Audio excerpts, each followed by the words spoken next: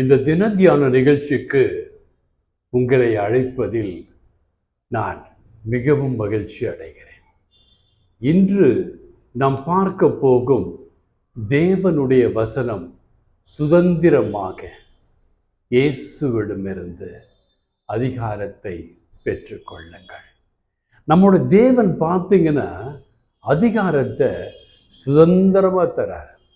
யாருக்கெல்லாம் வேணுமோ அவங்கெல்லாம் என்கிட்ட வாங்க, உங்களுக்கு நான் அதிகாரத்தை கொடுக்கிறேன் என்று இயேசு சொல்லுகிறார். சிலர் அதிகாரத்தை கொடுப்பதற்கு பணம் பெற்றுக்கொள்வார்கள், சிலர் லஞ்சம் பெற்றுக்கொள்வார்கள். ஆனால் அருள்நாதர் இயேசு மட்டும்தான் அதிகாரத்தை கொடுக்கிறேன், சுதந்திரமாக கொடுக்கிறேன், இனி நீ அடிமை அல்ல என்று சொன்ன ஒரே தெய்வம் இயேசு கிறிஸ்து. 2 கொரிந்தியர் 4ஆம் அதிகாரம் 4ஆம் வசனம் இவ்வாறு சொல்கிறது, spiritual blindness is for better than physical blindness.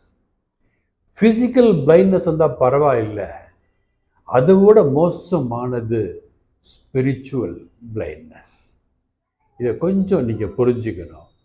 இயேசுவை பற்றி அறிந்து கொண்டு இயேசுவை காணாமல் இருப்பது அறிவீனம் என்று இயேசு சொல்லுகிறார். நாம் ஜெபம் பண்ணி பரிசுத்த ஆவியின் எழுப்புதலால் ஒரு குழுக்களை ஆரம்பிப்போம். இந்த குழுக்களில் எல்லா சபையாருடைய ஆண்டவருடைய வார்த்தைகள் கேட்கப்பட வேண்டும் என்று ஆவியானவரின் உத்தரவுப்படி ஆரம்பிப்போம். அதில் சிலர் என்ன பண்ணுவாங்கன்னா, அவங்க போகிறாங்க மட்டும் இல்லை, அவங்க அண்ணனை கூட கூட்டிகிட்டு நான் போகிறேன் நீயும் போயிடு, ஏன்னா அந்த குரூப்பில் பால்மாண்டி தான் அட்மின், நம்ம போயிடலாம் அப்படின்னு நினச்சிக்கிட்டு போகிறாங்க. இது எதை குறிக்குதுன்னா, ஸ்பிரிச்சுவலி தே ஆர் பிளைண்ட். ஆண்டவரை உட்கொள்வதிலே, ஆண்டவருடைய வார்த்தையை எடுத்துக்கொள்வதிலே அவர்கள் பார்வை இழந்தவர்களாய் இருக்கிறார்கள்.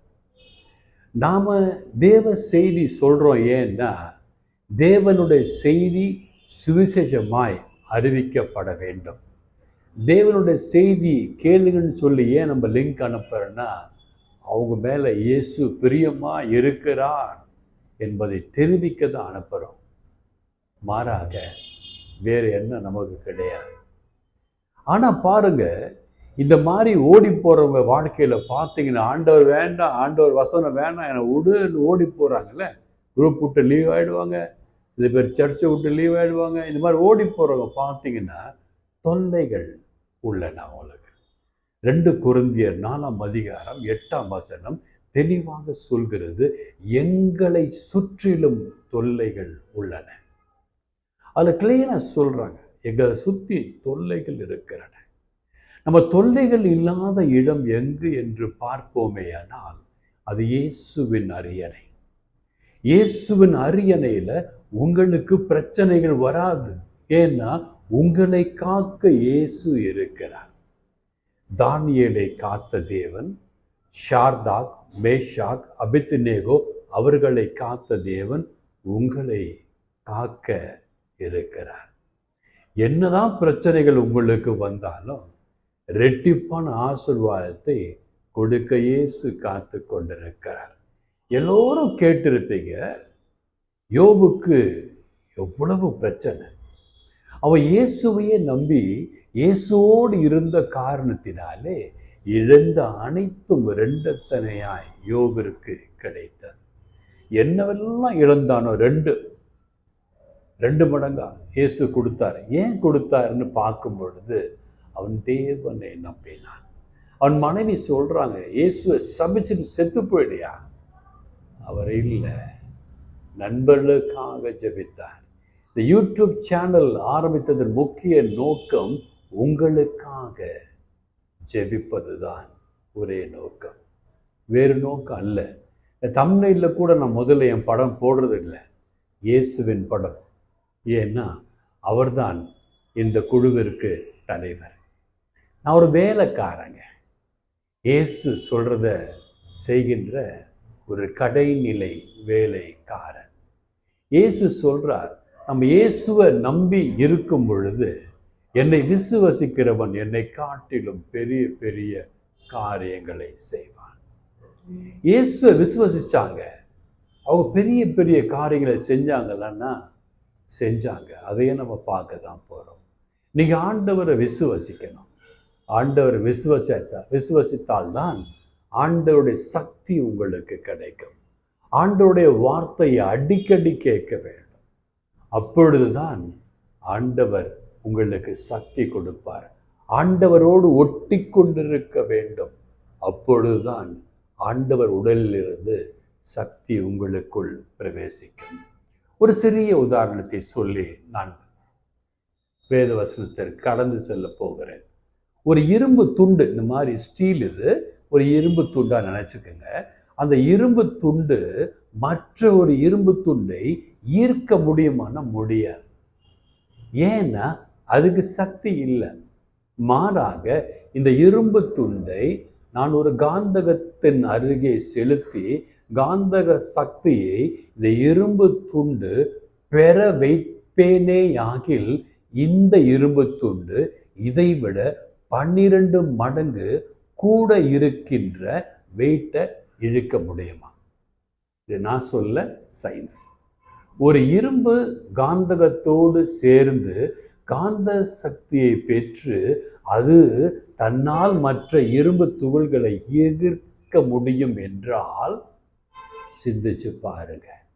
நீங்க நான் இரும்பு துண்டாய் இழுவை சக்தியை கொண்டிருக்கிற தேவன் எப்படி இழுவை சக்தி இருக்குதுன்னா, ஏனோக்கை எடுத்துக்கொண்டார், எலியாவை எடுத்துக்கொண்டார், மோசேவை எடுத்துக்கொண்டார்.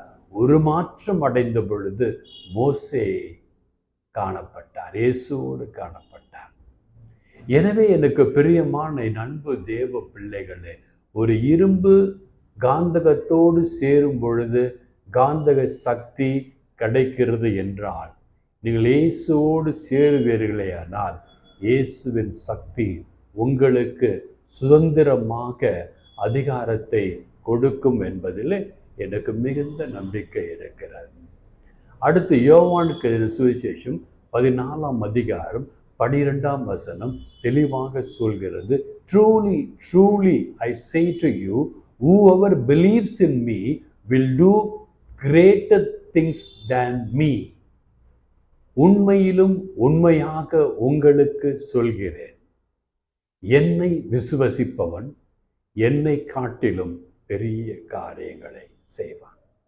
இயேசு எவ்வளவு நல்லவர்னா, அவர் தன்னை விசுவசிக்கிற மகள் தன்னை மாதிரி காரியங்கள் செய்யக்கூடாது, என்னோட பெரிய காரியங்கள் செய்யணும்னு சொல்லி உங்களுக்கும் எனக்கும், இரும்பாயிருக்கிற உங்களுக்கும் எனக்கும் அதிகாரத்தை கொடுத்து இருக்கிறார். அது எங்கே இருக்கிறது என்றால், லூக்காக்கு எழுதின சுவிசேஷம் 9ஆம் அதிகாரம், மார்க்குக்கு எழுதின சுவிசேஷம் 6ஆம் அதிகாரம், மத்தேயுக்கு எழுதின சுவிசேஷம் 10ஆம் அதிகாரத்தில் இயேசு தெளிவாக சொல்லுகிறார்.